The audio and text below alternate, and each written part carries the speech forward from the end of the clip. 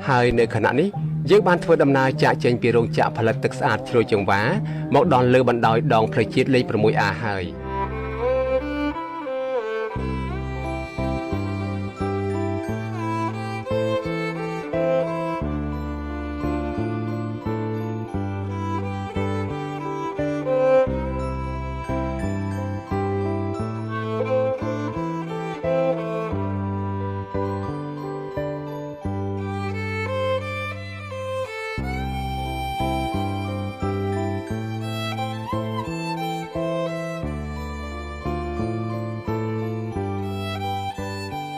សម្រាប់ការធ្វើដំណើររបស់យើងជាបន្តទៅទៀតនៅពេលនេះគឺយើងនឹងឆ្ពោះទៅកាន់តំបន់បាក់ខែងដែលជាទីរមណីយដ្ឋានកែច្នៃមួយសម្រាប់ភ្ញៀវទេសចរទាំងឡាយទៅកម្សាន្តសប្បាយនៅតាមបណ្ដោយសងខាងដងប្រជាលេខ 6A ចាប់តាំងពីតំបន់នៃភូមិគៀនឃ្លាំងរហូតដល់ទឹកដីសង្កាត់បាក់ខែងតែម្ដងមានភោជនីយដ្ឋានជាច្រើនត្រូវបានគេបង្កើតឡើងដើម្បីតម្រូវបំពេញទៅតាមការហូបចុកកម្សាន្តសប្បាយរបស់ប្រជាពលរដ្ឋទូទៅ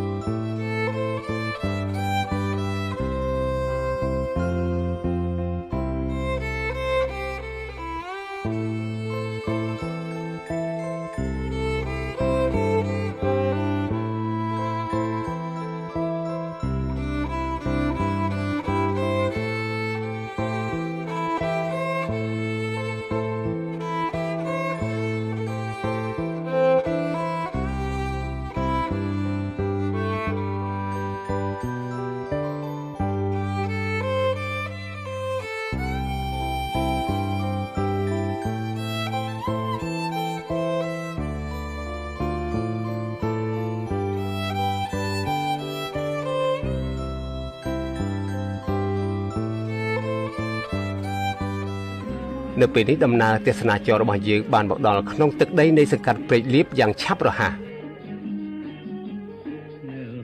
ទស្សនភាពនៅក្នុងតំបន់នេះបន្ទាប់ពីស្ពានជ្រោយចង្វាបានតបជាប់ឡើងវិញកាលពីឆ្នាំ 95 មកនោះភាពរីកដុះដាលនៃសំណង់ភោជនីយដ្ឋាននានានិងកន្លែងកម្សាន្តជាច្រើនទៀតត្រូវបានបង្ហាញខ្លួនឡើងជាបន្តបន្ទាប់គួរឲ្យកត់សម្គាល់គួរបញ្ជាក់ផងដែរថាទឹកដីនៃសង្កាត់ព្រែកលៀបនិងបាក់ខែងកាលពីទសវត្សរ៍ទី 80 ស្ថិតនៅក្នុងស្រុកមុខកំពូលខេត្តកណ្ដាល